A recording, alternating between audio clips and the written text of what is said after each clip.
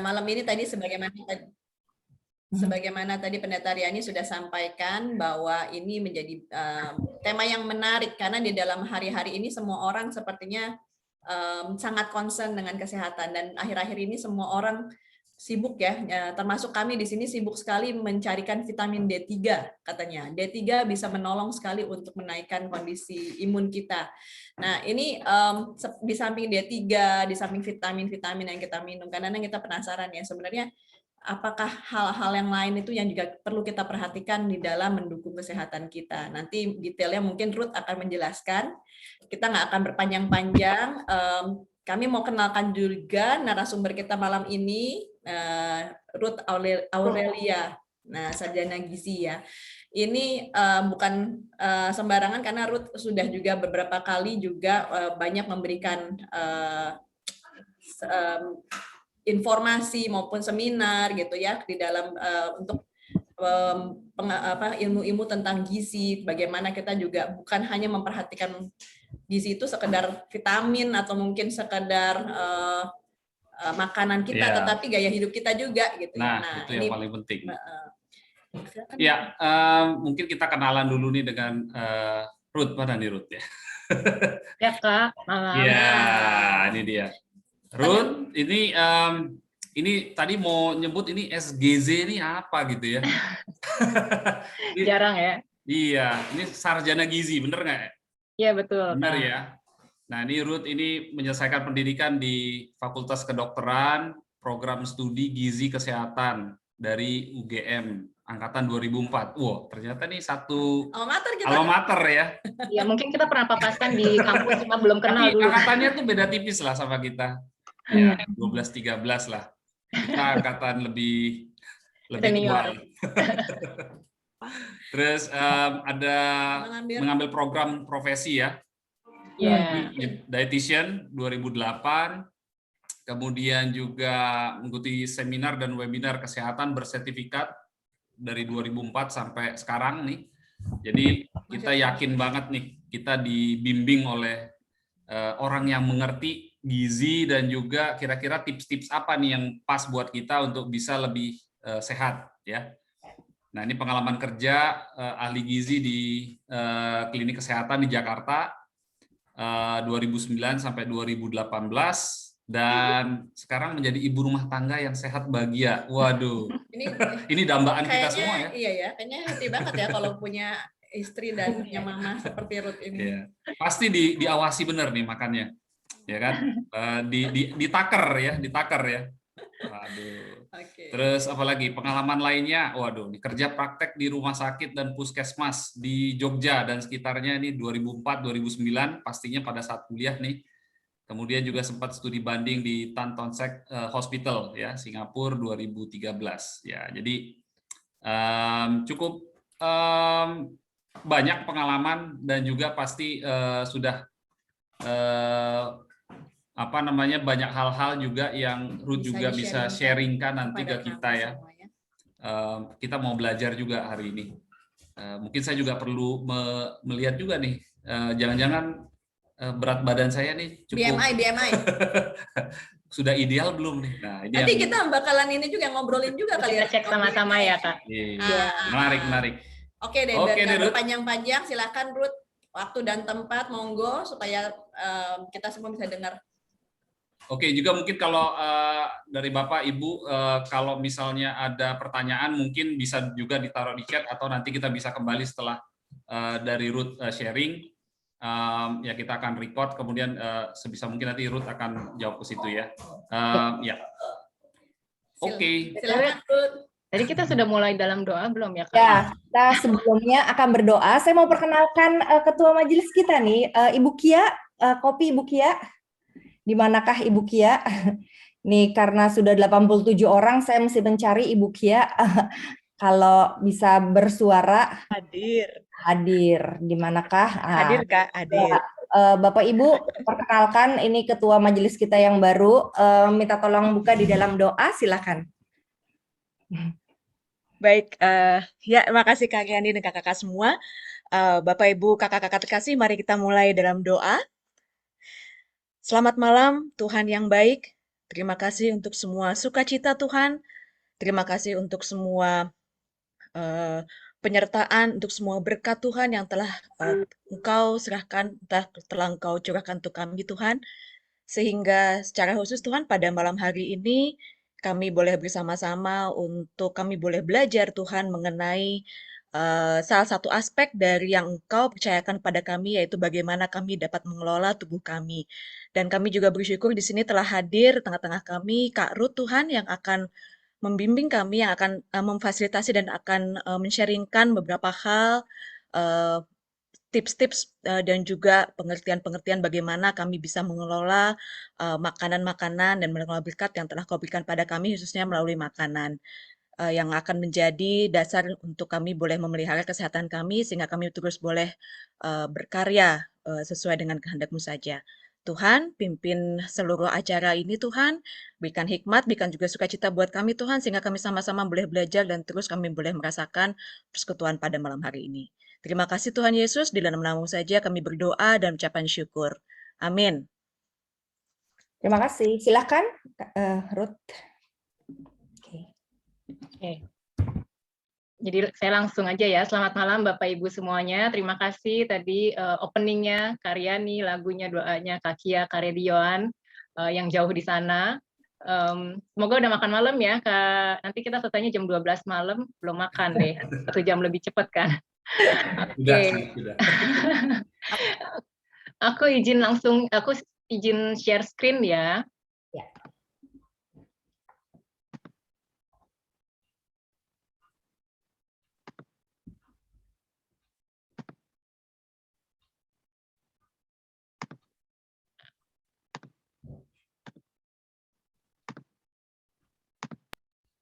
Oke, sudah jelaskah layarnya? Ya, sudah. Ya, mungkin boleh dibuat ini kali ya, presentation mode kali ya. Oke. Oke, sip. Udah ya, udah ini full screen ya. Ya. Oke, tadi perkenalan sudah nih, jadi lewat aja. Jadi kalau dibilang tadi sama Kak Redi, SGZ itu tidak jarang, emang jarang. Jadi saya sambil sedikit juga memperkenalkan dulu waktu sekolah tuh saya angkatan kedua. Jadi baru angkatan baru banget di situ, jadi melangkah dengan iman saja gitu. Dan biasanya tuh rata-rata teman-teman yang di situ sekolah belajarnya tuh tadinya pilihan pertamanya dokter, nggak jadi dokter ya jadi ahli gizi, masih dempet-dempet lah di dunia kesehatan. Dan saya bersyukur banget malah ternyata ini ilmu yang benar-benar baru yang bisa saya terapkan sendiri di keluarga saya pada akhirnya. Seperti itu. Nah, oke, kita masuk. Tadi ajakannya adalah saya senang dengan judulnya tuh ayo hidup sehat sahabat. Jadi seperti ajakan hidup sehat gitu. Bagaimana tips-tipsnya apalagi di masa pandemi seperti ini, banyak dari kita yang saya syukuri adalah semakin aware dengan kesehatan gitu, semakin mau berusaha gimana caranya supaya badan saya bisa tetap sehat nih, kalaupun sakit bisa melawan dengan baik gitu, melawan dengan kuat. Jadi 2 kuncinya tuh iman dan imun gitu ya. Iman itu urusannya saya serahkan Karyani dan teman-teman pendeta deh gitu kan, untuk melatih, membantu kita dalam perjalanan iman kita gitu kan. Kita berdoa setiap hari gitu untuk menguatkan iman kita juga kepada Tuhan.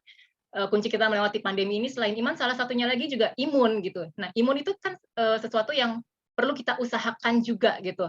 Salah satunya tuh melalui makanan, dan itu hari-hari, dan kita harus jadi kita berdoa dengan iman, kita menjaga imun dengan makan. Itu berjalan beriringan gitu ya, seperti ora et labora, ada bekerja, ada doa.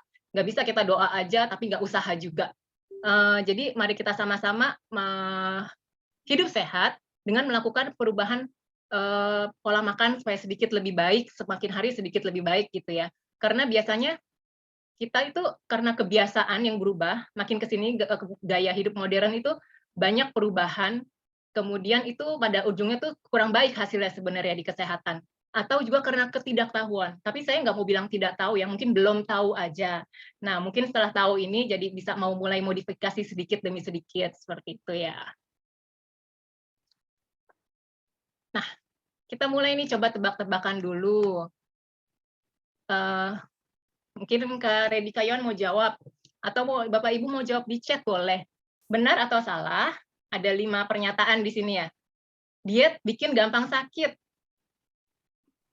Ini tergantung dietnya kali ya. Kalau aku kurang setuju sih. Tergantung dietnya kayaknya ya. Pokoknya jawabannya benar atau salah. Oh gitu ya. Nggak boleh tengah-tengah ya. Ruth? Boleh tengah-tengah, nggak boleh abu-abu. Salah kalau aku bilang. Oke. Kemudian yang kedua, manusia modern lebih mudah sakit. True. True. Benar. Yang bilang true. Iya. Berikutnya. Banyak yang bilang benar ini di sini. Iya. Ya, makanan berpengaruh dengan emosi. Ya, ya. Bisa jadi. Betul. Jadi Kalau makan pedas ya juga cepat ngamuk. Ya. Makan haram. Yang haram-haram itu seringkali bikin ini, bikin apa tuh, Kak? bikin Bikin emosi. Salah. Kalau dikasih Pengen bikin nambah emosi soalnya. ya. Jadi pengen nambah. Yang haram cuma- kalau dimakan 2 kilo emosi, Kak. Tapi kalau dimakan cuma 100 gram, enggak deh kayaknya. Dompetnya jadi tipis soalnya 2 kilo ya. Oke, 4. Berbersih rumah sudah cukup menggantikan waktu olahraga. Ini biasanya salah. Iya tuh. Banyak tuh orang ngomong kayak gitu. Saya berharap iya sih. Saya berharap iya. Benar. Aku juga berharap iya. Tapi kenyataannya perutku tetap gendut, gimana ya, Ruth? berikutnya. Ini kita cuma tebak-tebakan aja, belum tahu nih jawabannya benar apa salah ya. 5. Sayuran dan buah cukup diperoleh dengan jus, terutama jika tidak suka sayur. False. Oke. Kayaknya jawabannya udah banyak yang benar nih, kita Salah. stop di sini aja atau gimana? Tadi kita chat ya Jawab udah salah. Tapi Iya. ini kadang-kadang aku jadi ini loh, jadi apa ya, semacam short getaway untuk anak-anak yang nggak suka makan sayur. Kalau ini nggak perlu ditekan lagi, Pak ya. sebagai perkenalan ya. Oke. Nah, Ini itu sebagian nanti Ruth bisa besar kasih tahu ya, gimana ya, Ruth? kita nanti bahas di dalam ya. Sebagian besar nih menarik jawabannya nih, sebenarnya menarik. udah pada benar sih, Kak. Gitu.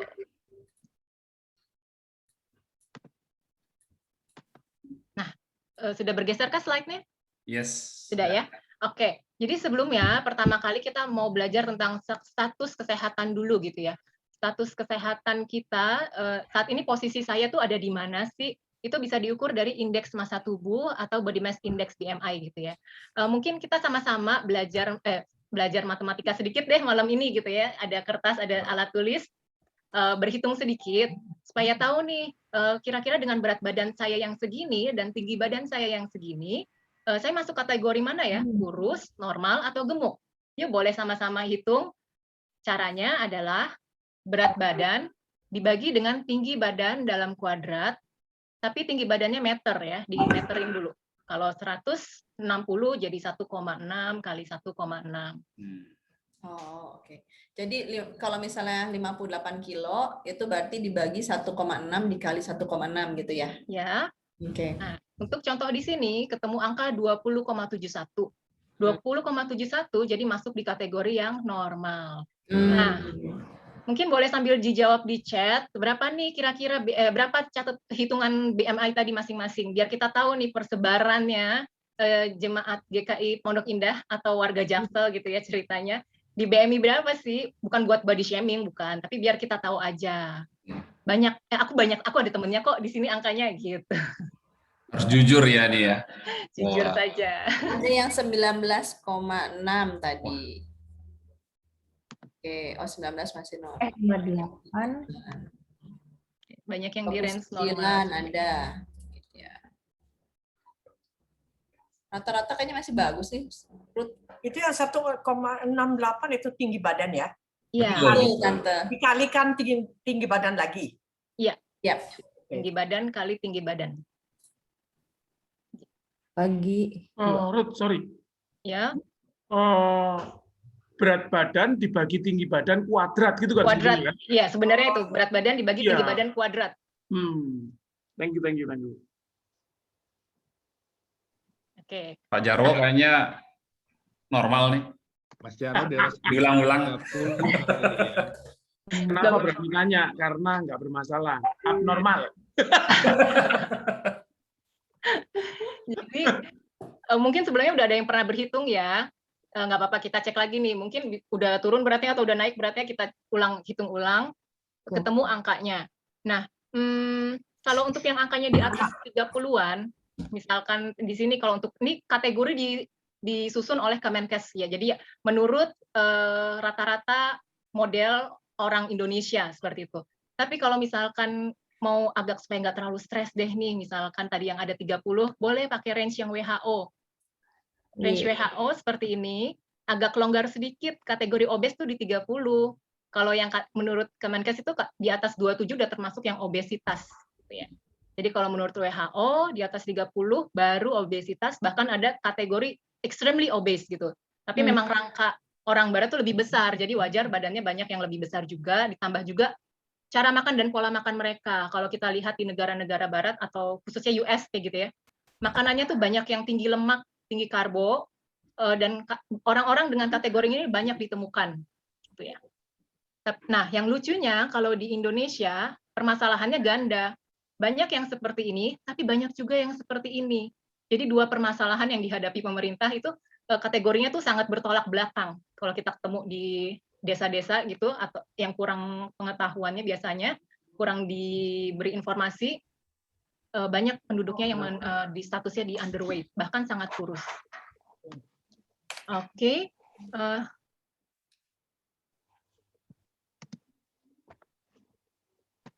Nah, berikutnya, kalau misalkan tadi udah ketemu, saya di kategori berapa sih? Terus penasaran, kalau mau di kategori ideal, jadi berat saya harus berapa? Gitu. Caranya tinggal dibalik saja. Ini persamaan matematika ya, yang jago matematika. Dicari nih BMI yang diinginkan. Misalkan, contoh di sini, ketemu IMT-nya, tadi BMI sama IMT sama ya, 31. Terus 31 itu kategorinya udah di sini. Gemuk, kelebihan berat badan, berat, tingkat berat. Saya mau turun sedikit deh ke 27, naik 1 tingkat, supaya masuk kategori yang lebih ringan. Berarti caranya, saya mau tahu berat badan saya adalah dikalikan. Jadi, BMI yang diinginkan dikalikan tinggi badan kuadrat tadi. Boleh sambil hitung-hitung. Jadi, angka tinggi badan kuadrat tadi jangan hilang ya, supaya nggak ngitung ulang.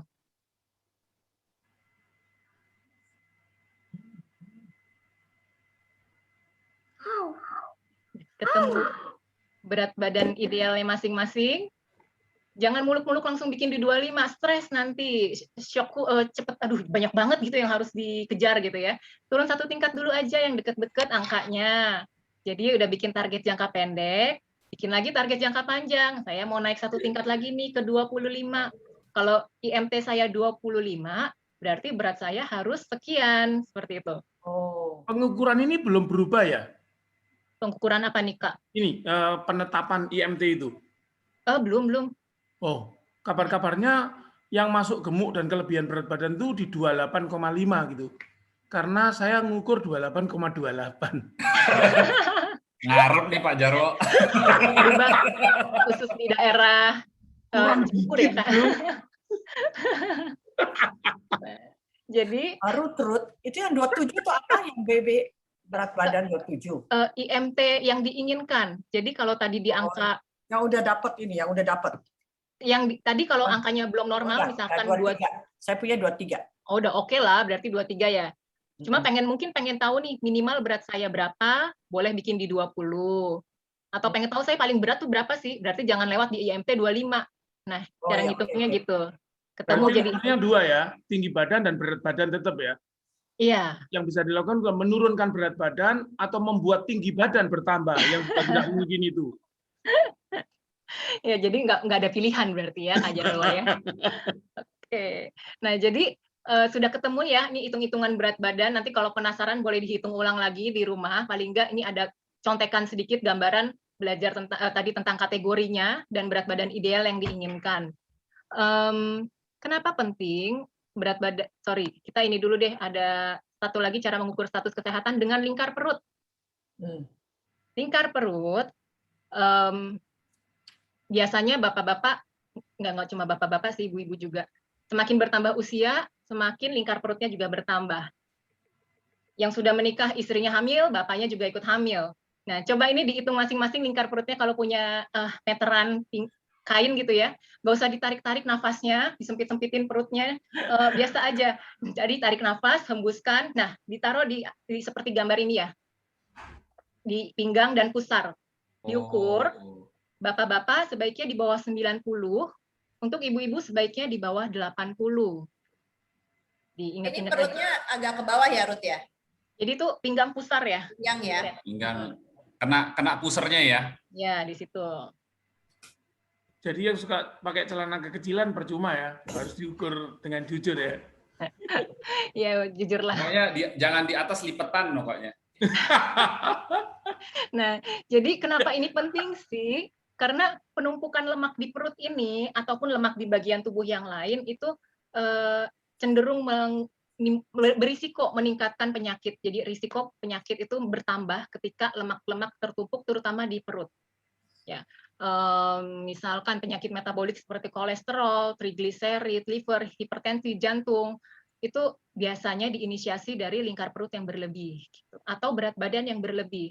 Jadi berat badan ideal ini penting, bukan hanya sekedar estetika gitu ya. Kalau sekedar estetika, orang yang tingkat PD-nya sampai langit ke-7 nggak masalah. Saya cantik kok, saya segini gitu ya. Tapi ini lebih dari sekedar estetika gitu. Ini lebih kita lihat dari masalah kesehatan yang tersimpan di baliknya seperti itu. Gitu Bang Dapot. Ruth, boleh sedikit tanya nggak Ruth? Ya. Kalau BMI-nya benar, tapi perutnya gendut, gimana dong? Bisa, nanti juga ada makanan tertentu yang memang menimbulkan penumpukan lemak di perut, Kak. Jadi sebenarnya itu dua-duanya juga harus diukur ya, nggak bagus juga ya kalau salah satu ya. Iya, karena kalau gemuk di perut berarti ya lemaknya bertumpuk di sekitar perut, yaitu risiko penyakit metabolisme.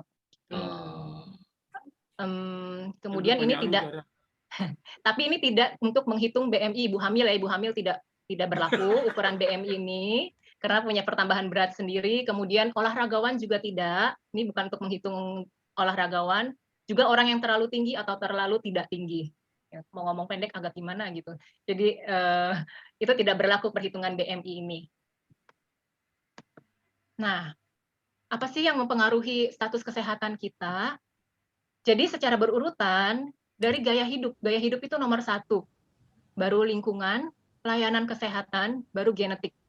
Orang kota masalahnya di gaya hidup gitu ya. Kalau lingkungan biasanya di daerah-daerah yang kumuh, yang kotor, penyakit infeksi banyak, biasanya tercetus dari situ. Ini kita skip lah kalau untuk di kota, kalau saat ini kita tinggal di kota. Kemudian pelayanan kesehatan. Jadi mau dibangun rumah sakitnya 1000, kalau yang sakit 10.000 juga nggak bakal cukup gitu. Tetap kembali ke gaya hidup masyarakatnya gimana. Jangan cuma nyalahin pemerintah, aduh gini, aduh gini. Tapi kita sendiri udah mencoba menjaga belum sih? Karena kalau nggak ya bertambah terus, yang sakit bertambah terus, nggak akan selesai. Berapapun yang digelontorkan nggak akan cukup. Kemudian genetik. Genetik itu diturunkan, tapi juga jangan merasa kalau orang tua saya punya genetik ini, terus saya jadi ketakutan, saya akan terkena juga. Enggak. Jadi kembali lagi ke nomor 1, gaya hidup yang lebih berpengaruh. Genetik ini enggak bisa diubah gitu loh, bisa diubah. Jadi kalau untuk khusus nih mungkin di sini ada Bapak Ibu yang masih mau berencana untuk berencana untuk memiliki keturunan, ayo makanya kita bentuk, kita kita susun genetik kita dengan baik supaya ketika kita turunkan ke anak kita yang baik gitu loh. Karena genetik itu diturunkan. Jadi mari sama-sama menjaga, bisa kita ubah gitu loh dengan gaya hidup yang menjadi lebih baik. Nah, jadi supaya kita bisa bisa menjaga kesehatan kita perlu pengetahuan.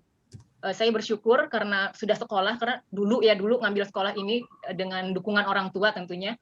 Karena kalau enggak juga saya nggak tahu. Dulu saya nggak suka makan sayur. Giliran sekolah baru tahu. Jadi saya belajar makan sayur tuh sejak kuliah justru. Kalau enggak, saya nggak bakal makan sayur mungkin sampai sekarang.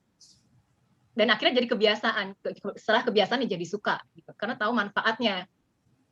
Kemudian setelah tahu, jadi kalau udah tahu nih sedikit, saya dari untuk materi 30 menit inilah paling nggak kita jadi sedikit tahu ya. Dengan tahu, jangan jadi pura-pura nggak tahu nantinya. Atau tetap nggak mau tahu. Semoga jadi bermanfaat gitu ya. Setelah tahu, harus ada perubahan perilaku. Kalau nggak percuma dipendam di sini aja, nggak dilakukan, nggak berubah juga. Dan kemudian kalau sudah, perlu dukungan lingkungan. Jadi kalau ada keluarga yang berusaha nih untuk menjadi lebih sehat, jangan diejek, jangan dienyek gitu ya. Halah udahlah nggak usah, gini, repot, bla bla bla. Jangan, justru harus didukung. Jadi perubahan pola makan sendiri itu sebenarnya adalah perubahan pola makan sekeluarga. Sebaiknya sama-sama keluarga itu menjalankan hidup yang lebih sehat. Nah, jadi apa itu diet? Salah satu caranya tadi kalau mungkin yang ada kelebihan berat badan, sebenarnya diet itu sendiri artinya adalah pengaturan pola makan. Jadi diet itu mengalami pergeseran arti, dikira hanya untuk penurunan berat badan. Diet sendiri artinya adalah pengaturan pola makan, sehingga kalau dibilang pengaturan pola makan itu adalah sesuatu yang harus kita lakukan continue, terus-terusan. Bukan hanya sesaat, terus berhenti, sesaat, terus berhenti. Tidak. Di rumah sakit sendiri terdapat berbagai macam jenis diet. Jadi diet untuk jantung, diet untuk diabetes, diet untuk ginjal. Jadi ya berarti kan pengaturan pola makan untuk pasien jantung, pengaturan pola makan untuk pasien ginjal, seperti itu. Jadi jangan salah persepsi dengan diet, dan jangan keburu frustasi dengar kata diet langsung lemes gitu ya. Tapi diet itu adalah lifestyle, itu pola yang harus kita ikuti. Dengan kita mengatur kita di berat badan ideal, risiko penyakit itu akan berkurang. Kalaupun sakit, waktu sakitnya itu lebih sebentar. Kalau saya juga sering dengar, udahlah nggak usah diet-diet, nanti sakit gitu ya. Tadi ada juga ya, diet itu bikin sakit. Sebenarnya justru kalau nggak diet, kalau nggak atur pola makan, sakitnya udah ngantri. Gitu. Sakit apapun, nggak usah saya sebut gitu, kita udah tahu sebenarnya yang bakal, ya kalau dimasukin garam nih, hipertensinya yang muncul. Ya kalau kebanyakan gula, diabetesnya muncul. Tinggal pencetus-pencetusnya aja nih, nggak ada yang tiba-tiba sakit langsung drop, semua itu akumulasi dari yang kecil-kecil, tabungan kecil-kecil. Justru kalau yang tidak, kalau pola makan yang tidak seimbang, itu yang bisa mencetuskan sakit. Kita saat ini mau belajar sedikit tentang pola makan yang seimbang itu seperti apa sih. Kak, aku kecepatan nggak ngomongnya, Kak? Cukup bisa diikuti, Ruth. Ya. Oke, cukup jelas ya. Nah, Ya. jadi gimana caranya? Ruth, muted, Ruth. Oke. Jadi bagaimana caranya? Caranya adalah pola makan seimbang. Balance diet itu dengan menggunakan isi piringku. Ini juga dikeluarkan oleh Kemenkes. Saya cukup senang pemerintah mengeluarkan ini updated gitu ya. Jadi ini membantu masyarakat untuk mengenal bagaimana sih sebenarnya kita seharusnya makan. Jadi 4 sehat 5 sempurna itu udah nggak berlaku lagi ya Bapak Ibu, sebagai informasi, sebenarnya udah expired dari lama. Kita coba ganti dengan isi piringku sebagai panduan makan kita sehari-hari. Di sini sebenarnya saya bisa menjelaskan banyak hal, beberapa di antaranya kita lihat di sini ya. Di piring kita bagi 2, setengahnya adalah sayuran dan buah, setengahnya lagi adalah makanan pokok dan lauk pauk. Nah, mulai dari makanan pokok. Komposisinya 30%, lauk pauk 20%, buah-buahan 20%, sayuran 30%. Jangan nasinya yang 60%, lauknya 20%, sayurnya sauprit di ujung situ 20%. Siapa yang kayak gini? Bukannya Ayo. itu rumus. Saya ngaku dah. Rumus. Ini mirip konsep kalau kita kondangan ya. Ngambil sedikit gitu, ada buah sekalian gitu ya. Memang sengaja biar sehat. Jadi seperti ini, mulai ditanamkan di sini nih. Oh ya, piringku nasinya paling nggak segini, lauk segini, buah segini, sayur segini. Kita mulai dari makanan pokok. Makanan pokok itu sebenarnya tidak melulu nasi ya, apalagi nasi putih. Karbohidrat kompleks yang dianjurkan mengisi piring di sini. Karbohidrat kompleks itu adalah nasi merah, nasi hitam. Roti gandum, bukan roti putih. Jadi sebaiknya nasi putih dan roti putih itu dikurang-kurangi. Itu cuma karena kebiasaan kita aja makan, kalau nggak pakai nasi kayaknya nggak resep gitu ya. Padahal nggak mesti ada nasi di situ. Bisa diganti dengan singkong, bisa diganti dengan ubi, talas. Di Indonesia tuh banyak sekali sumber karbohidrat lain yang bisa kita pakai. Ataupun kentang dan jagung. Kentang dan jagung itu masuknya adalah karbohidrat. Jadi kalau jangan bilang sayur kentang, sayur jagung, jangan, itu udah hitungannya udah karbo. Jadi nasinya dibatasin kalau udah ada komposisi kentang dan jagung nih di makanan hari itu. Kalau di-combine Ruth, antara nasi putih dan nasi merah, apakah itu boleh? Boleh, yang penting ada sedikit perubahan lah. Setiap hari lakukan sedikit demi sedikit, nggak apa-apa Kak. Jangan langsung drastis, kaget nanti. Itu nasi merdeka, ready. Saya masih dalam tahap merdeka nih, Pak Jarwo. Udah bagus tuh. Nah, kemudian kita masuk ke lauk pauk. Lauk pauk itu ya seperti protein ya, sumber protein dari daging, ikan, tahu, tempe, kacang-kacangan, telur, ada di lauk pauk. Permasalahannya lauk pauk versi kita, bukan kita, ya nggak tahu sih, nggak mau menyalahkan, tapi seringkali kita menemukan makanan yang digoreng. Ikan, jadi hari Senin sampai Minggu, ikan goreng, nanti ini tempe goreng, tahu goreng, terus dendeng, terus ayam goreng, ketemu goreng-gorengan setiap hari. Padahal kerupuk belum lagi. Nah, padahal minyak itu nggak muncul loh di sini. Di isi piringku minyak itu hanya muncul sedikit, makanya tidak dicantumkan.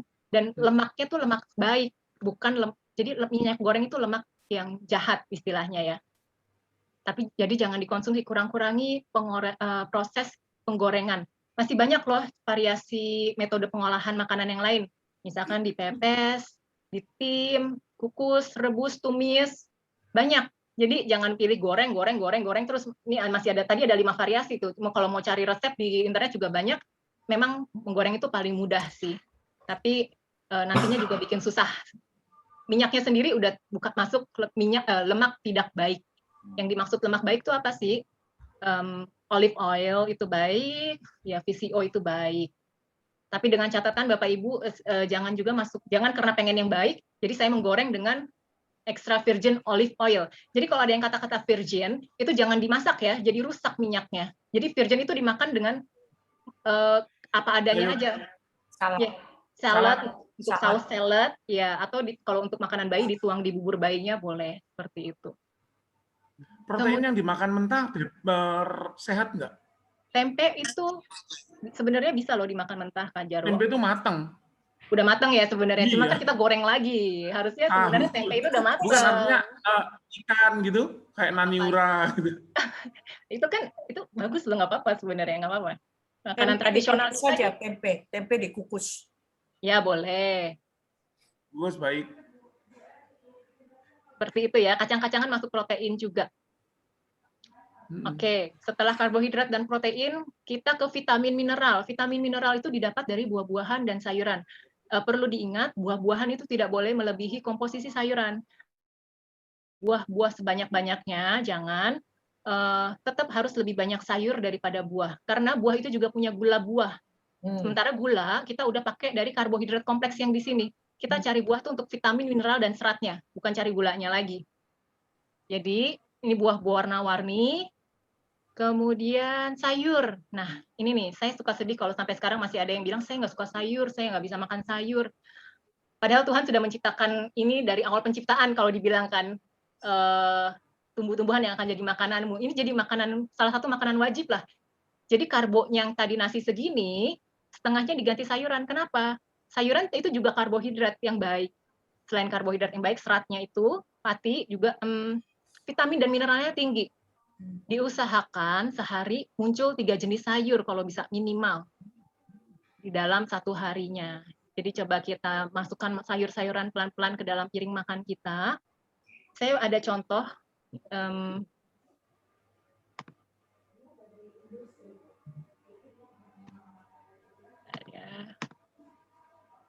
Nah, contoh sayuran sehari itu kira-kira minimal masuk 300 gram. 300 gram itu seberapa sih? Tadi saya coba timbang-timbang. Sayuran tuh 1 ikat nih, bayam 1 ikat. Kemudian ada ini dan ini. Ini tuh 300 gram. Agak susah ya. Nah, segini minimal masuk ke perut kita 1 hari. 1 orang ya, jangan bikin bayam 1 ikat buat 1 rumah. Ya, ini salah dong kita nih. Dan keluarga, anggotanya 14. Apakah pengolahan sayuran itu bisa dengan tumis atau dengan apa, itu cukup atau gimana, Ruth? Iya, nggak apa-apa. Tumis. Boleh ya? Nggak apa-apa. Kombinasikan dengan yang mentah juga nggak apa-apa. Kombinasikan dengan smoothies, bukan jus ya, smoothies ya. Smoothies itu di blender, jadi serat-seratnya masuk juga boleh kan. Perlu banyak sayur di situ ya. Bayam bakar, Red. Nah, ini boleh nih Kak, ada kuis nih Kak. Kalau mau ada hadiahnya kan ya Kak Yon ya, kalau tadi ya, silahkan ini Bapak Ibu, ayo kita alert soalnya ada hadiah. Silakan, ada voucher GoPay menanti. Voucher GoPay menanti, lumayan nanti buat beli sayur lagi. pertanyaannya, siapa yang bisa menyebutkan 10 jenis sayur dan 10 jenis buah secara langsung? Open mic ya. 10 jenis sayur. Silakan raise hand ya. Buah. Raise hand dulu supaya kita bisa lihat. Aduh, ini gimana nih ngelihatnya nih? 10 jenis buah dan 10 jenis sayur ya? Bisa tolong dimatikan itunya, Ruth, stop sharing. itu supaya Share kelihatan. screen-nya. Ini Oke. Pak Jarwo. Oke. Udah mulai. Boleh. Yuk. Oke ya. Sayur, bayam, kangkung, selada, bayam, kangkung, selada, daun singkong. Nggak boleh lama-lama. Bayam. Nggak boleh lama-lama. Iya, bayam merah. Labu, bayam kuning, Daun Pak. katu. Dong. kacang panjang, Daun katu. Kelor. daun katu. Terima kasih dibantuin. Daun kelor. Apalagi Bu? Ini vouchernya bagi-bagi loh nanti. Kurang berapa? Bagi ya Pak Jarwo, bagi loh. Ya, dibagi aja. Mending gitu. Kurang berapa, Ruth? Kurang satu lagi, satu. Ya. Daun. Kaisin. Bangun. Ya. Sawi. Sawi hijau. Sawi. Sawi hijau. Daun kelor. Kai. Aduh, tenang dulu. Oke, Pak. Lanjut, Pak. Papaya. Nggak ada. Pepaya, buncis. Buah-buahan Kacang itu. panjang. Pak. Oh, udah banyak tuh. Udah banyak nih seleksi sayur-sayurannya nih. Ibu-ibu curang. Dia melihat list belanja besok. Nah, itu dia. Pak Jarwo belum selesai, 10 jenis buah, ayo. Ya, buah ya. Ayamnya. Oke, buah. Pisang, mangga, manggis, mangga, pepaya, apel, durian, nanas, Anggur. anggur. Ya. Berhasil. Oke. Itu ada lagunya loh, padahal ya lumayan terbantu. Supaya mangga pisang jambu gitu Iya, ya. nggak bisa jambu. Jambu cuma 3, Red. Oke, nanti silakan Kak Yohan ya menghubungi Pak Jarwo dan Ya, Pak Jarwo Pak silakan Jarwo. bagi-bagikan Ya, ke yang lain. Ruth, kenapa saya diabetes? Karena terlalu banyak makan janji manis dari Ready itu. Sekarang kita kasih dia lagi. Sekarang saya beri janji itu, Pak. Saya kasih GoPay. Ya, sampai dah. Baik, Mama Sonda. terima kasih Kak Jarwo. Cuci semua simpan nanti ya. Ya, kita ya share screen lagi ya. Oke. Oke, tadi sudah lauk pauk, makanan pokok, sayur dan buah kita sudah belajar itu. Banyak koleksi sayur buah, tadi jangan bingung. Jadi kalau mau pilih mau masak apa, dibaca chatnya. Banyak juga yang jawab di chat. Kemudian ada Atau tambahan. hubungi saya, Ruth. Iya, silakan hubungi Pak Jarwo. Nah, ada tambahan lagi di sini. Cuci tangan pakai sabun. Jadi isi piringku ini disusun sebelum pandemi loh. Jadi udah dianjurkan pemerintah untuk cuci tangan pakai sabun. Mungkin sebelum-sebelumnya kita tuh kebiasaan langsung makan aja gitu ya. Iya, syukur kalau masih inget doa. Jadi tahun 2020 kita memang belajar cuci tangan lagi dengan benar. Ada bagusnya. Ini disusun sebelum itu, sebelum 2020. Kemudian aktivitas fisik 30 menit per hari itu sudah dianjurkan oleh pemerintah, bukan oleh saya. Mari kita coba gerakan tubuh kita 30 menit sehari untuk menjaga kebugaran tubuh. Dan minum air 8 gelas sehari. Ini yang disebut air adalah air putih ya, bukan air teh, air kopi, air susu. Jadi 8 gelas sehari itu air. Untuk yang bekerja, mungkin kalau nanti udah WFO, bisa taruh termos besar di mejanya. Jadi taruh untuk mengukur itu loh takaran air yang harus saya minum dalam 1 hari. Itu penting. Air itu membantu metabolisme tubuh. Ruth, tolong dijelaskan lebih lanjut tentang 8 gelas. Karena dulu ada orang yang ngomong 8 liter. Terus sekarang kan ada yang ngomong bahwa kebanyakan minum air juga bahaya. Kebanyakan minum malam juga bahaya gitu. Terima kasih. Oke, jadi yang disebut 8 gelas itu kan kita sebar dalam 1 hari ya. Jadi kurang lebih kita butuh 2 liter air memang untuk tubuh kita. Kecuali pasien yang dengan gangguan ginjal itu perlu dihitung air minumnya. Atau yang semakin lansia. Jadi perlu diperhatikan kalau ada gangguan dalam tubuhnya. Tapi kalau dalam kondisi umum kita butuh segini. Dan jangan minum seperti ini, karena tadi saya udah nggak minum, Nanti saya langsung minum 1 glek 1 liter langsung, jangan. Itu bisa berbahaya juga. Jadi 8 itu disebar. Oke. Nah, mungkin kalau ada yang masih belum percaya, anjuran pemerintah, saya mau ikut yang biasanya lebih percaya dunia kedokteran barat. Nah, Harvard juga mengeluarkan gitu loh. Jadi yang isi piringnya tuh sama juga, mirip-mirip nih sama isi piring kita gitu. Atau mungkin disadur bersama, saya juga nggak ngerti. Isi piringnya sama, setengahnya tuh sayur buah, kemudian protein dan karbo. Cuman mereka memang kan biasanya protein lebih banyak ya, makan daging, makan protein, makan ayam. Perlu lemak baik, perlu air dan stay aktif. Jadi sama anjurannya. Malah ditekankan lagi di airnya di sini avoid sugary drinks. Jadi hindari minuman-minuman manis ya. Minuman kemasan, kaleng, kotak itu dihindari sebisa mungkin karena itu isinya sebenarnya gula. Gula yang dicampurkan ke dalam air. Bubble drink juga nggak boleh ya, Ruth ya?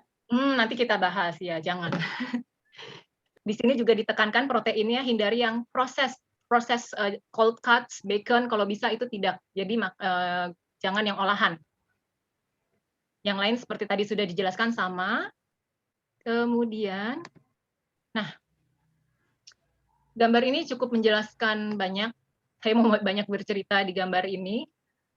Apakah selama PPKM kita pelan-pelan melebar? Pelan-pelan kita melebar gitu ya. Atau mungkin nggak usah PPKM deh, selama pandemi setahun ini siapa yang naik berat badannya? Wajar kalau berat badannya naik, aktivitasnya berkurang soalnya. Tapi ngemilnya nambah, di rumah tuh bingung mau makan apa, jadi ngunyah terus. Hati-hati, biasanya kita cari cemilan yang seperti ini nih. Kalau belanja di supermarket, keranjangnya isinya apa? Coba lewati lewati rak bagian makanan kemasan, cemil-cemilan. Karena apa? Banyak alasannya. 1, makanan seperti itu memiliki 4P. Makanan proses itu pasti ada penambahan pewarna, pemanis, perasa, dan pengawet. Dan semuanya ini buatan, kimia. Ini di tubuh itu tidak baik sebenarnya. Ya memang dikeripik sedikit. Tapi kalau pagi kita makan Indomie, siang ngemil keripik, sore aus minum jus kaleng, terus malam sambil nonton misalkan ngemil popcorn yang udah jadi, akumulasi kan. Jadi sebenarnya seharian akumulasi kita mengkonsumsi makanan kemasan ini, processed food, makanan buatan pabrik. Dia selain ada 4P, juga ada ketambahan lagi gula, garam, dan lemak trans. Lemak trans ini lemak yang bisa mengganggu ini ya, pembuluh darah yang bisa menyebabkan penyakit-penyakit pembuluh darah seperti jantung dan sebagainya, stroke. Jadi keras istilahnya. Lemak trans fat. Oh, trans. Iya, trans fat. Jadi lemak jahat. Jadi ini kalau kita sering konsumsi ini, hati-hati, kita tuh nabung penyakit sedikit demi sedikit. Gula garamnya tuh sangat banyak di makanan-makanan kemasan seperti ini. Dan selain itu alasan yang ketiga adalah menyebabkan ketagihan. Penambahan gula dan garam di makanan ini secara tidak langsung dan tidak kita sadari menyebabkan ketagihan. Jadi sering kayak pengen ngemil lagi, craving akibatnya. Gak berhenti, nyari lagi gitu. Baik yang manis maupun yang asin. Sementara ini kalau bisa dibilang junk food ya, cuma kalau saya sih nggak berani bilang junk food, tapi makanan yang nggak perlu lah, karena dia nggak memberi manfaat, zero nutrisi. Dia cuma memberi kalori, energi, tapi nggak ada nutrisi lainnya di situ. Sia-sia sebenarnya makanan ini. Kemudian makanan-makanan itu. Tadi baru aja belanja kayak gitu. Jadi sering kita ketakutan kayak kekurangan makanan, stok banyak biskuit di rumah, please jangan. Lebih baik stok yang lain gitu. Ngemil buah, ngemil ikan sebenarnya itu nggak masalah. Cuma kebiasaan aja kita cari cemilan yang seperti ini. Dulu awal-awal pandemi juga saya nyetok nih makanan-makanan kayak gini karena takut nggak bisa keluar, terus lama-lama juga saya nggak, akhirnya berjalannya waktu karena masak ini siapa yang nyorot. Jadi nggak kemakan juga akhirnya makanan ini. Sebenarnya makanan seperti menimbulkan inflamasi di tubuh kita. Cuma karena keluhannya kecil-kecil, kita sering abaikan. Misalkan leher gatel habis minum manis, atau perut kembung habis makan mie, atau kepala pusing habis makan yang asin-asin. Itu bisa terjadi. Cuma karena keluhan-keluhannya kecil, sering kita abaikan. Padahal itu menumpuk. Tadi seperti saya bilang, nggak ada sakit yang tiba-tiba, tapi itu sakit yang menumpuk dari sedikit-sedikit lama-lama menjadi bukit. Jadi jangan diabaikan signal dari tubuh yang menimbulkan beberapa respon dari tubuh ketika sudah makan makanan seperti ini ya, Bapak Ibu. Saya ketika berusaha mencoba memperbaiki pola makan, ketika saya masuk ini nih, Indomie nih, sebut merek mie instan, perut itu berasa bloated gitu, berasa langsung. Tapi ini bukan berarti saya nggak bisa makan mie instan seumur hidup, enggak. Cuma ini cuma signal yang menandakan, oh makanan ini tidak ramah di perut saya. Tinggal pilihan mau diteruskan atau tidak. Atau mungkin makan kalau mau sedikit-sedikit. Sharing lah, jangan langsung habis satu porsi. Pun dilihat dari kalorinya, makanan seperti ini semua tinggi kalori. Nggak usah kita hitung sama-sama, tapi satu bungkus Indomie ini, kalorinya itu setara dengan 2 gelas nasi. Jadi jangan bilang nggak makan nasi, tapi makannya Indomie. Udah gitu Indominya ditambahin macam-macam kornet telur, Nasi juga. keju. Jadi ini setara dengan 2 gelas nasi. Kemudian 1 buah gorengan ini setara dengan 1 gelas nasi. Siapa yang nggak makan nasi, tapi gorengannya ada tahu goreng, tempe goreng, bakwan, cireng, semualah disebut itu kalau pakai cabai rawit. Rasanya enak banget. Hati-hati. Dan itu lagi. Hati-hati dengan pilihan makanan seperti ini. Jadi makanan ini memberi efek tubuh, efek ke hormon sebenarnya yang banyak mengganggu kita gitu ya. Kemudian ke fisik, energi kita, juga ke emosi atau ke mood kita. Jadi kalau ada yang masih mudah marah atau mellow itu juga pengaruh dari makanan. Pengaruh dari makanan habis makan tertentu, saya juga merasakan nih waktu itu kok tiba-tiba marah nggak jelas, bukan PMS, tapi saya baru ingat udah lama nggak makan chips, tapi hari itu masuk chips dan 1 bungkus langsung gitu. Jadi langsung sensitif badannya, emosinya juga nggak jelas gitu. Atau bisa juga perubahan mood itu karena kurang nutrisi. Kurang nutrisi, udah makan sayur buahnya sedikit, jarang, tapi makan ininya banyak.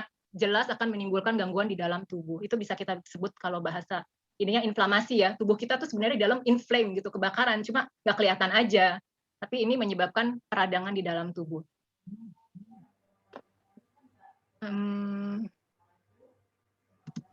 Kebacakah ini?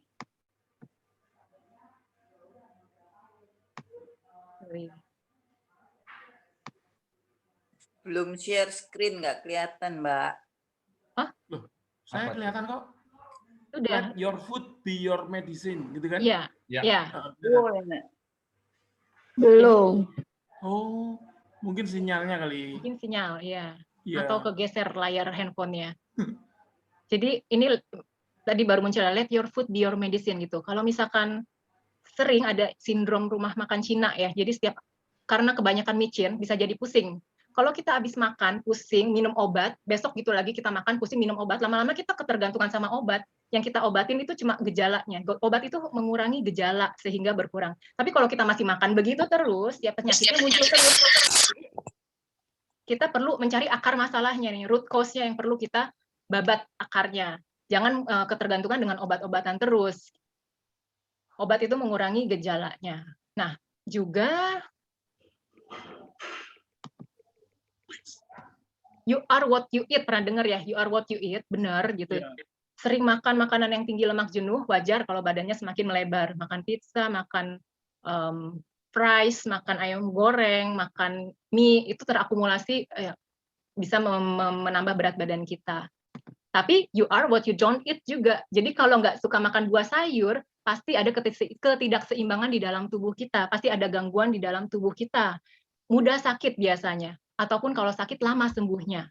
Biasanya seperti itu. Nah, jadi mari kita bebersih dapur dan kulkas kita, pantry. Nah, ini salah satu makanan proses. Pisang, kalau misalkan kita makan bentuknya pisang saja, dengan berat yang sama, dengan keripik pisang, kalorinya naik 5 kali lipat ya. That's why makanya nggak perlu makanan kayak ginian. Selain kalorinya bertambah 5 kali lipat, nutrisinya juga berkurang.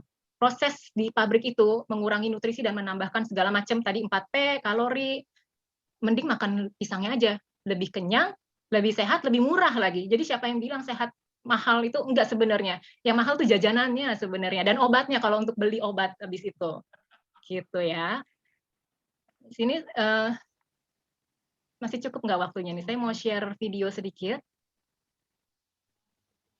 Oke, masih segar ya Bapak Ibu ya? Yang masih segar. Ya. Kelihatan ya? Ya. Nah, coba nih bayangkan yang belanja bulanannya seperti ini. Pantry-nya diisi dengan makanan minuman kemasan, coklat, gula-gula, permen, Sampahnya aja bungkus semua.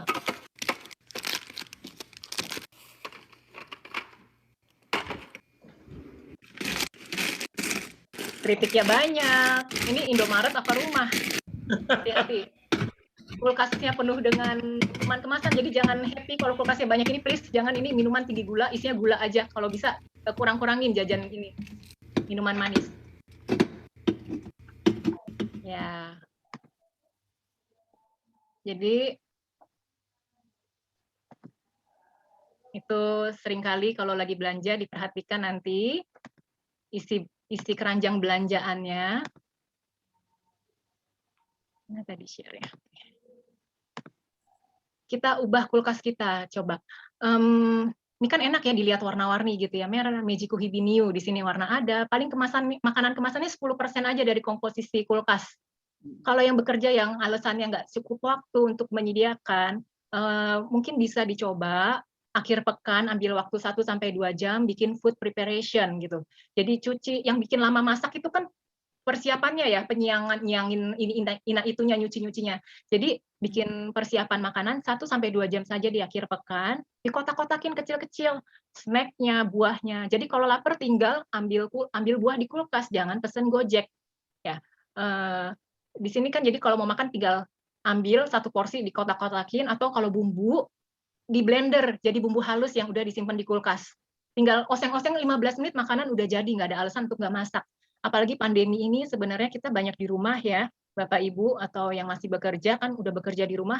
Waktu yang tadi habis di jalan 2 jam untuk pulang pergi, bahkan ada yang 4 jam pulang pergi ke kantor, sebenarnya bisa kita manfaatkan untuk mulai memasak dari dapur kita dan berolahraga. Nanti ada juga saran berolahraga. Jadi ini sebenarnya kesempatan baik untuk kita mencoba melakukan perubahan dari dapur kita pada keluarga kita.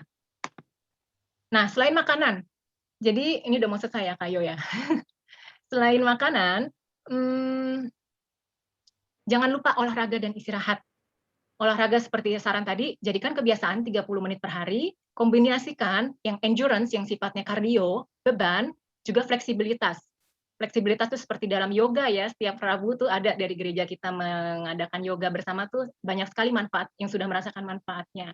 Dan bukan kartu kredit, maksudnya tuh gini, saya habis makan, sekarang nih makan pizza misalkan, besok deh saya olahraga, nggak bakal jamin jadi kejadian olahraganya. Kalau mau direncanakan, jadi pagi ditambah olahraganya, porsi olahraganya, karena tahu nanti malam mau ada acara makan-makan. Jadi kita mesti atur supaya nanti pas makan mikir nih, oh yang saya bakar nih segini, 1 jam olahraga tuh paling cuma bakar 200 kalori loh. 1 pastel tuh harganya 200 kalori. Jadi kita mikir nih, yakin nih makan pastelnya, tadi bakarnya 200 kalori gitu. Dan badan kita perlu bergerak dengan gaya hidup sedentari, gaya hidup modern yang minim gerak, makan cuma modal jempol ya. Sekarang tuh gampang banget, pesen Gojek nyampe di depan makanan, GoFood gitu ya. Main game di depan laptop, main handphone, minimum bergerak. Jadi tolong diusahakan lebih banyak bergerak. Tadi ibu-ibu kerja di rumah itu bagus banget aktivitas itu, selain sehat juga mulia ya ibu-ibu, tapi tetap perlu olahraga. Olahraga itu sesuatu yang kontinu, yang perlu 30 menit minimal dilakukan. Kalau misalkan nanti sudah bekerja, parkirnya nggak usah deket-deket pintu masuk, jauh-jauh biar sempat jalan, naik tangga di kantor. Kalau ke mall lagi jalan-jalan, jangan cari-cari parkiran yang deket pintu masuk, dijauhin justru supaya kita jalannya lebih banyak. Nah, terlalu banyak manfaat olahraga, tapi terlalu banyak alasan juga untuk tidak melakukannya. Di sini kita lihat ya, bisa menjaga berat badan ideal. Ingat tujuannya supaya sehat dulu, berat badan itu bonus. Bentuk badan jadi lebih kencang itu bonus, tapi tujuan utama itu supaya sehat, bukan supaya turun berat badan. Nanti akan menyesuaikan sendiri badannya. Kemudian jadi lebih bahagia. Kalau ketemu dengan orang-orang yang sering olahraga, biasanya itu lebih bersemangat, lebih happy. Karena olahraga memang memberi hormon happy hormon gitu ya, hormon kebahagiaan. Bagus, mengurangi risiko penyakit tadi ya, karena banyak penyakit bersumber dari lemak. Olahraga membakar lemak itu mengurangi risiko penyakit, tidur lebih nyenyak.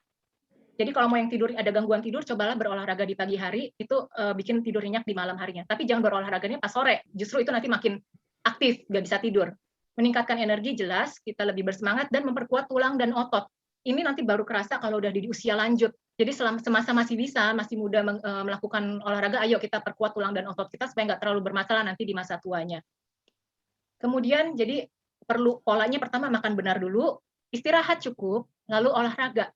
Jangan makannya acak adut, istirahat yang nggak cukup, baru olahraganya diforsir. Oh, itu badannya bisa drop. Jangan. Jadi kalau teman-teman perhatikan, olahragawan biasanya jarang yang makan jorok. Karena mereka tahu makan jorok nggak ngaruh nih, bikin badan mereka nggak jadi bisa berotot, jadi kuat berolahraga. Nah, bagaimana untuk cara yang istirahat yang cukup? Di sini tipsnya, tidur kalau bisa sebelum pukul 10 dan 11 malam. Dan usahakan 7-9 jam per hari. Begadang sering nih, kayaknya kita tuh sekarang terlalu mudah nonton Korea lah, atau mungkin lembur, memaksakan tubuh kita sampai begadang baru tidur lewat tengah malam. Ini tuh ibarat bos di kantor gitu ya, kita udah jam 7 nih, udah kerja lembur sampai jam 7, tahu-tahu pas mau pulang udah capek, udah ngantuk, dipanggil bos, ditahan, tolong kerjain ini lagi. Aduh, kita ngerjain tugasnya tuh kan nggak senang ya, nggak happy, bete, capek, nggak fokus, karena udah dipaksa. Tubuh kita itu juga sebenarnya gitu kan. Kalau kita setiap hari, mungkin sehari masih oke lah, tapi 2 hari, 3 hari, seminggu digituin sama bos, lama-lama kita bilang, gue resign aja deh dari kantor ini gitu. Nah, tubuh kita tuh juga, kalau tubuh kita resign gimana gitu kan, tubuh kita kalau setiap hari dipaksa begadang, capek, dia lama-lama drop. Jangan, usahakan jam tidur yang benar. Kemudian, suasana, jadi untuk tidurnya ciptakan suasana tenang, remang, kalau bisa gelap, dan sejuk. Buat ritual sebelum tidur, seperti mendengarkan musik, tenang, journaling, atau baca buku yang santai ya, bukan berat, atau mungkin breathing. 2 minggu lalu Kak Sarah juga menjelaskan breathing, itu membantu relax. Jadi itu meningkatkan hormon melatonin yang membantu kita untuk tidur lebih nyenyak. Hentikan gadget 30 menit sampai 1 jam sebelum tidur, karena gadget itu mengaktifkan. Jadi jangan, kalau bisa di kamar tuh nggak ada TV. Hentikan gadget 1 jam sebelum tidur, dan tidak mengkonsumsi kafein sore dan malam hari. Kafein itu ada di mana sih? Di teh, kopi coklat gitu ya. Jangan minum teh, kopi di sore hari, karena efeknya itu bekerja 6-8 jam ke depan. Wajar kalau jadi susah tidur malamnya. Diusahakan makan 2-3 jam sebelum tidur, supaya ketika sudah tidur, proses pencernaan itu sudah selesai. Dan diingat, bangun tidur, kita tuh jemput matahari. Jangan diem di dalam ruangan, bangun tidur kita perlu ketemu matahari. Jadi kalau sekarang dibilang berjemur, selain itu, dia itu mengaktifkan saklar kita, saklar tubuh kita untuk kembali on lagi gitu loh, untuk beraktivitas, dan untuk muter lagi kegiatan kita seharian. Jadi sangat berpengaruh sinar matahari. Kemudian,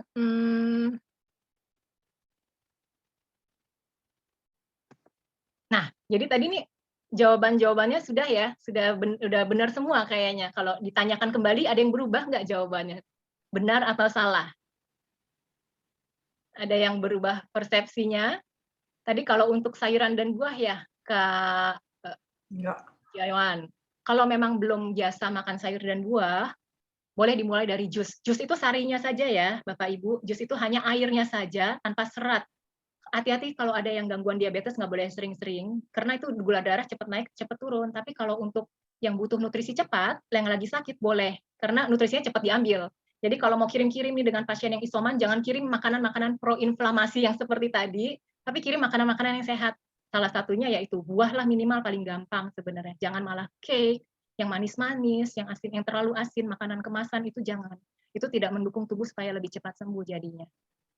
Oke, ini kayaknya udah nggak usah perlu dijawab lagi ya, udah benar semua tadi ya. Kalau nggak diet justru jadi sakit, jadi harus diet, tapi dietnya perlu diingat pengaturan pola makan gitu ya.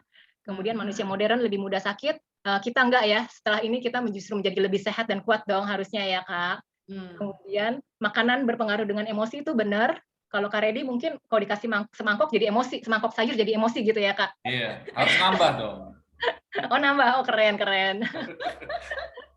Kemudian bebersih rumah belum cukup, perlu waktu olahraga sendiri.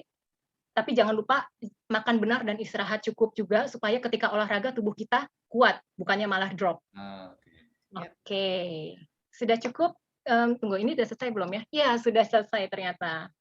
Wah, thank you banget Ruth. Ini infonya udah nggak sabaran menunggu ini, karena ada banyak pertanyaan sebenarnya yang tadi masuk baik di chat maupun juga ini ya.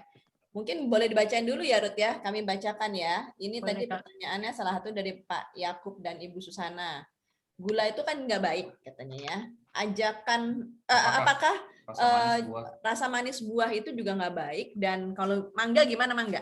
Oh, Mungkin nggak cuma mangga ya, mangga yang itu yang lain juga pisang-pisang, ada yang bilang pisang katanya juga nggak bagus. Gimana tuh Ruth kira-kira Ruth? Oke.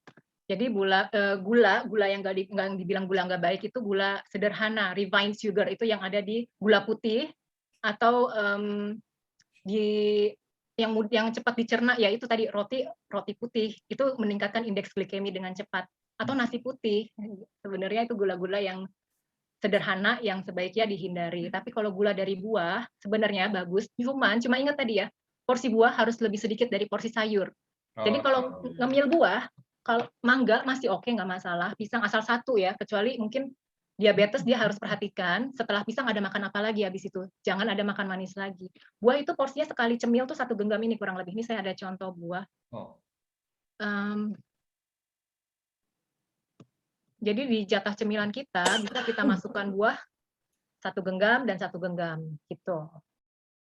Itu sehari atau sekali makan berarti ya? Untuk sehari. Oh, untuk sehari. Untuk 1 genggam dan 1 genggam. Oke. Jadi gula buah itu baik, tetapi tetap ditakar ya, berarti Iya, itu ya. tidak boleh berlebihan. Apakah bisa mengurangi karbohidrat digantikan dengan buah? No, tadi kan udah ya. Tetap tidak ya. Oh Kak Yo, ini masih ada pertanyaan, ada kuis lagi kalau mau nih Mas. Masih ada hadiah yang nganggur, mau dikasih nggak Kak atau buat sendiri aja? Ruth, enaknya kita kuis lagi atau mau diselesaikan dulu pertanyaan ini? Kira-kira ada bisa dirangkum-rangkum nggak pertanyaannya? boleh, oke. Kita coba rangkum ya. Kena jika kalau buah itu dipotong gitu, apakah mengurangi gizi? Buah apa ya? Nggak apa-apa. Buah dipotong gitu tadi ya. Dimasukin ke dalam dipreparasi, apakah itu mengurangi khasiat? Makannya besok gitu misalnya. Tidak signifikan ya, daripada nggak makan sekali, daripada nggak makan sama sekali, mending seperti itu. Itu kan opsi untuk yang bekerja. Kalau bisa di rumah yang bisa setiap hari fresh ya nggak apa-apa. Oke. Jadi memang jadi nggak ada alasan nggak makan buah ya. Jadi kapanpun udah bisa ya. Oke. Nah ini juga nih, tomat itu buah atau sayur? Saya pernah buah-buahan nih. Saya pernah dapat informasi yang segala yang berbiji itu buah gitu ya. Tapi tomat itu juga ada tomat sayur, tomat buah.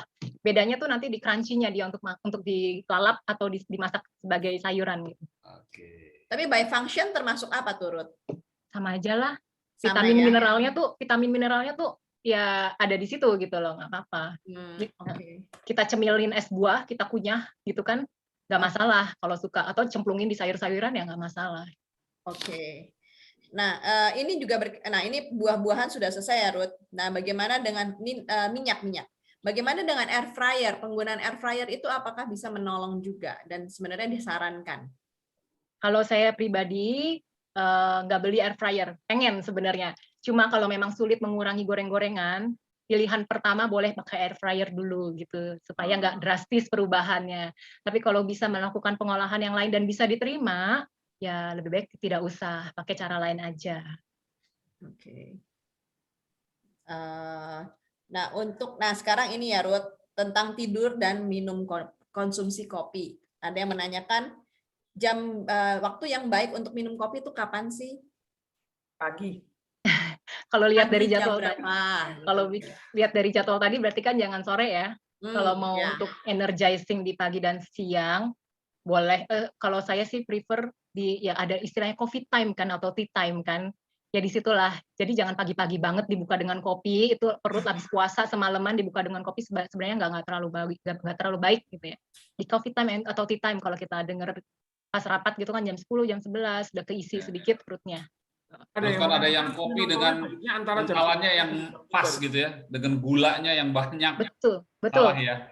Jadi tadi nggak ada gambar boba kan. Jadi kopi itu yang dibilang kopi ya kopi beneran ya, bukan kopi dengan krim, dengan boba. Itu namanya kopi KW, jangan, bukan kopi.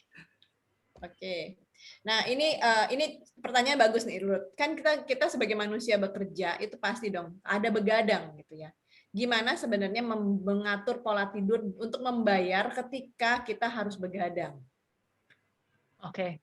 begadangnya, jadi perlu memang untuk yang pekerja shift itu saya sebenarnya perlu concern, apalagi yang kerjanya mungkin ngikutin jam luar, itu perlu concern ya mengganti waktu tidurnya. Ya silahkan diatur sih sebenarnya supaya cukup waktu tidurnya, walaupun memang penggantian waktu itu tidak seefektif ketika kita tidur dari jam 10 malam sampai jam 6 pagi. Tapi daripada tidak dilakukan, lakukanlah gitu, tetap harus ada diganti. Jangan dibiarin badannya on terus seharian capek. Tetap perlu penggantian. Kalau kan nggak ada pilihan lagi gitu kan. Kalau dia bisa tidur siang silahkan. Tapi jangan karena sengaja aktifnya di malam dan bangunnya di siang. Jangan karena disengaja. Memang usaha keras untuk yang punya shift, yang kerja shift itu ekstra. Oke. Wah, oke. Jadi memang harus diatur ya. Jadi stabil begitu terus ya. Kalau bisa sebisa mungkin. Ini sebenarnya masih ada beberapa lagi, Ruth, tapi kayaknya kita mungkin Kuis dulu kali ya? Biar kita nggak jenuh mendengarkan semua pemaparan dulu. Ini walaupun ini materinya sangat menarik, saking menariknya terlalu banyak. Ini banyak sekali loh pertanyaannya. Nanti ini bisa dijapri ke Ibu Ruth juga ya nanti. Kita bikin sesi berikutnya nanti, Kak. Iya ya, kayaknya ya. Dirangkum pertanyaannya. Oke. Kuisnya tadi saya sebut 4P. Siapa yang bisa menyebutkan 4P itu apa sih yang ada di makanan proses? Makanan kemasan. Pengawet, pewarna, peras. Ini siapa ini ya? Coba. Coba raise hand. Raise hand dulu, raise hand. Oh, Julia Rani bukan tadi? Iya. Betul ya. Oke, silahkan. Ibu Julia Rani. Apakah pengawet, penyedap, pemanis, pewarna. Pengawet, penyedap, pemanis, nyontek dulu. Iya, benar. Adalah yang voucher GoPay menang. GoPay. Jangan lupa ya Bu, nanti aku silahkan dicantumkan nomor telepon di chat room. Ya, biar bisa dikontak Terima ya. kasih. Mungkin satu lagi vouchernya buat pertanyaan terbaik kali Kak. Tadi Kak pilihin pertanyaan mana yang kira-kira berhak mendapatkan GoPay. Wah, boleh juga nih. Oke. Satu lagi nih, sebentar ya Ruth ya. Sampai pusing baca. Ini masih iya ini lumayan banyak nih yang ini. Ini kali ya. Sebentar. Oh. Nah, ini ya. Ini ada satu pertanyaan yang menurut kami ini menjadi pertanyaan yang bagus ya, karena ini menggabungkan holistik jadinya, Ruth. Ya. Dari Ibu Sri Septiani. Bagaimana dengan mental health? Karena kita kan juga pusing ya, harus mikirin kalori yang masuk keluar, olahraga. Bagaimana kita menyeimbangkan itu semua? Nah, itu kayaknya tuh. Karena memang ini bagian yang kayak bagian nggak bisa kita pisahkan ya. Dan kadang-kadang jujur buat ibu-ibu mungkin pusing juga mikirin menu makan gitu ya, masakan apa yang bisa seimbang di era pandemik ini juga kadang-kadang mungkin susah, nggak selamanya materi makanan bisa dibeli secara mudah. Gimana nih Ruth tipsnya Ruth? Oke. Ini gambarku ada kan ya Kak? Belum. Belum, hilang. Belum. Oh enggak, maksudnya aku nggak share, maksudnya picture itu kelihatan kan? Ya, belakang ada ya. Jadi sebenarnya kalau kita lihat isi piring makan tadi itu kan sebenarnya sangat makanan kita yang seperti biasa kalau dilihat-lihat ya. Cuma kitanya aja yang suka luar biasa gitu, ngadi-ngadi makan ini, makan itu, jajan ini, jajan itu. Kalau kita lihat ke pola makan apa ya zaman dulu gitu ya. Kalau dimasakin sama orang tua lengkap dengan sayur, lauk, karbo dan buah itu sebenarnya kan tidak susah dicari ya, apalagi kalau tinggal di kota. Seringkali mungkin kita stres dari pikiran sendiri. Aku sendiri melakukan perubahan pola makan itu waktu pandemi awal-awal tuh belum terlalu sadar lah istilahnya awal pandemi. Padahal istilahnya ahli gizi ya, ini masih banyak bandel-bandelnya. Tapi jadi berubah banget setelah mengalami kejadian keguguran. Jadi kadang orang tuh perlu disentuh sedikit supaya benar-benar berubah gitu. Ada personal pain-nya sendiri supaya menyadari ternyata tubuhku nih nggak terlalu baik nih karena aku selama ini aku memperlakukan tubuhku kurang baik. Tapi ketika kita sudah melakukan itu lebih happy kok rasanya. Karena kita lakukan dengan sadar. Oke, ini aku mau tadi ada share screen karena tadi best question gitu ya. Tadi nggak disampaikan sih screen terakhir. Nah, prinsipnya tuh 4S yang aku coba terapkan. Ini bukan soal mampu atau tidak mampu, tapi mau atau tidak mau gitu. seimbang, pola makan seimbang tadi itu adalah pola makan yang sebenarnya tidak ribet. Kita nggak disuruh beli macam-macam kok. Gitu. Kita nggak disuruh ke supermarket beli processed food, canned food segala macam, cold cuts segala macam, enggak, keju, susu bisa dicari di pasar atau di tukang sayur di depan rumah. Kemudian kita sadar apa yang kita makan itu apa yang masuk ke dalam tubuh kita. Makanya suka dengar mindful eating. Jadi makan itu kita duduk di meja makan bersama keluarga lebih bagus. Jadi keluarga Hongguan itu sebenarnya ideal ya. Itu bapaknya mungkin lagi di kamar mandi atau lagi ngambil foto. Gitu. Jadi bersama keluarga makan di meja makan sambil itulah family time. Apalagi di masa pandemi ini.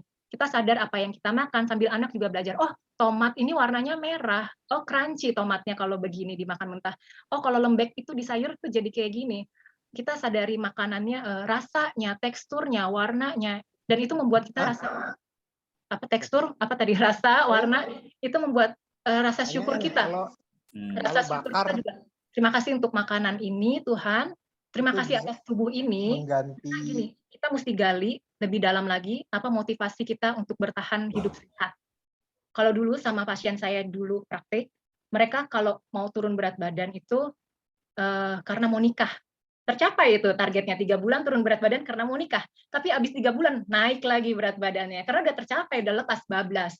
Jadi coba gali motivasi yang dalam, seperti misalkan saya mau bisa bekerja lebih baik lagi karena ada keluarga yang saya tanggung. Atau misalkan motivasinya lagi saya mau melihat anak cucu lagi kalau misalkan Tuhan izinkan. Atau saya mau lebih berkarya lebih banyak lagi untuk Tuhan nih dipakai. Jadi jangan kayak misalkan kita pengen pelayanan sampai Sumba tapi badan kita sakit-sakitan ya nggak bisa juga gitu. Jadi mindful, sadar dan syukuri, dan itu jadi pola hidup. Nanti akan berubah kok. Tadi kan makanan juga pengaruh ke mood ya, akan pengaruhi nanti juga nggak terlalu banyak stres, nggak terlalu pikiran, nggak terlalu pusing. Stres itu sering karena kekurangan nutrisi. Pasien-pasien depresi itu sering disuplementasi oleh vitamin mineral tertentu. Gitu. Mindful, sadar dan syukur itu. Atau lagi Kak, mau tambahin deh gini. Sebagai penutup kali ya Kak. Ibarat tubuh kita tuh ibarat mobil gitu kan, yang bergerak ke sana kemari. Mobil kita sendiri aja kita jaga, kita rawat baik-baik, diisi bensin yang paling mahal kalau bisa. Ada gores sedikit langsung dibawa ke bengkel, dicuci setiap hari. Nah, tubuh kita, bensin kita itu makanan. Mau kita isi apa? Makanan yang bagus buat tubuh kita. Atau mau kita isi yang jelek-jelek atau yang bagus-bagus supaya bisa terus bergerak dan produktif dan aktif. Itu aja sih Niki, supaya lebih mudahnya. Makanan kita tuh bensin kita. Thank you Ruth. Waduh, thank you banget. Ruth, ini sebenarnya masih ada beberapa pertanyaan. Waktu kita sampai jam 9 masih, ya. Jam 8. Jam 9 kan? Jam 8. Jadi lupa. Sorry ya. Jam 8 ya. Jam 8. Apakah ini masih bisa di cover semua atau nanti mungkin bisa di WhatsApp ke Ruth untuk mungkin nanti di mungkin jawab. nanti dari ini kita bisa kita rampungkan gitu. Kemudian nanti kita bisa kirim ke kita Ruth, gitu ya. kirim ke Ruth dan kemudian nanti mungkin bisa di share nanti ya. Tadi nomornya udah dicatat ya, nomor Ibu siapa tadi? Nomor ya, untuk Ibu Sri Septiani. Boleh nanti di-share mungkin di chat kali ya. Nomornya nomor berapa? Nomor tuh handphonenya ya. Nanti saya coba akan kirim direct message. Oke. Nah, ini boleh ya Ruth, satu terakhir nih, ada pertanyaan. Ngomong-ngomong gara-gara masalah tadi era pandemi, COVID, ini yang tanya nih, apa sih makanan yang benar-benar perlu untuk ex-penderita COVID?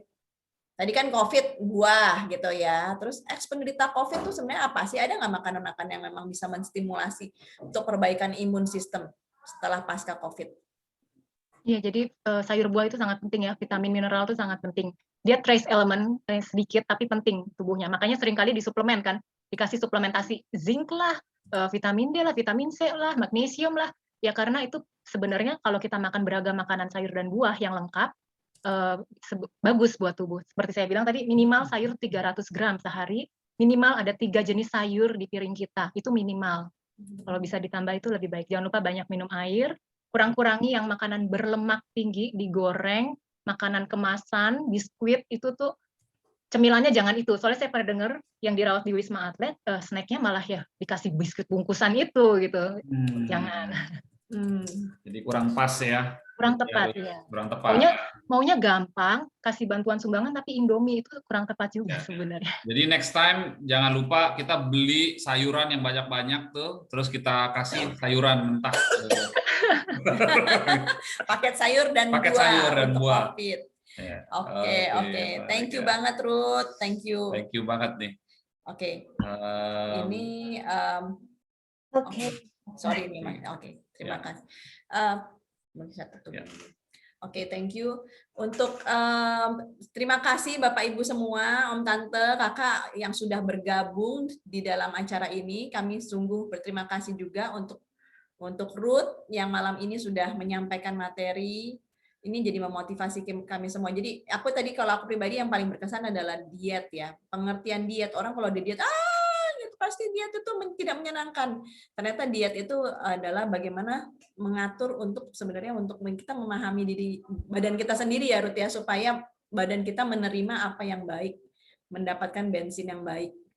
Oke. Thank you, dan ini sekiranya juga bisa memotivasi kita untuk juga hidup lebih semangat, lebih sehat, karena kita mempercayai Tuhan mengizinkan pandemi ini terjadi juga untuk kita banyak berefleksi untuk pola hidup kita, gitu ya, tidak hanya sekedar untuk ya tadi Ruth bilang tadi yang pasti dari 4 jam perjalanan ke kantor diganti menjadi 4 jam mungkin untuk berolahraga dan memasak, gitu ya. Oke. Sampai di sini acara kita, dan mungkin dari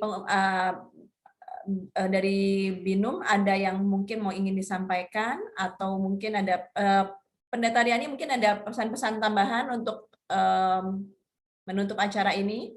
Oke, terima kasih untuk Redi dan Yowan, untuk Ruth. Tuhan memberkati pelayanannya. Atas nama Majelis Jemaat, Binum, tim komunikasi, kita berharap biar jemaat juga kita, siapapun di antara kita juga tetap sehat, memiliki gaya hidup sehat. Tuhan memberkati. Kita akhiri dalam doa. Ketua Binum. Oh iya, nanti mungkin setelah ini mau foto dulu atau nanti setelah doa? Setelah doa kita akan ambil foto dulu, jadi jangan live dulu ya Bapak Ibu ya. Ya. Mari kita bersama-sama berdoa. Kami percaya Tuhan akan menganugerahkan kami terus cinta-Mu yang besar melalui berbagai cara, dan itu sebabnya kami mohon biar cinta-Mu dinyatakan saat kami juga berupaya untuk hidup sehat. Sehat secara iman, sehat secara fisik, sehat secara emosi. Kami berdoa biarlah Tuhan sendiri menyertai setiap kami, menyertai pelayanan kami, hidup kami, keluarga kami, dan biarlah nama Tuhan terus dimuliakan. Terima kasih ya Tuhan, ini doa kami. Dalam nama Tuhan Yesus kami berdoa. Amin. Amin. Oke, saya akan foto ya. 1, 2, 3. Ada 5, 1, 2, 3.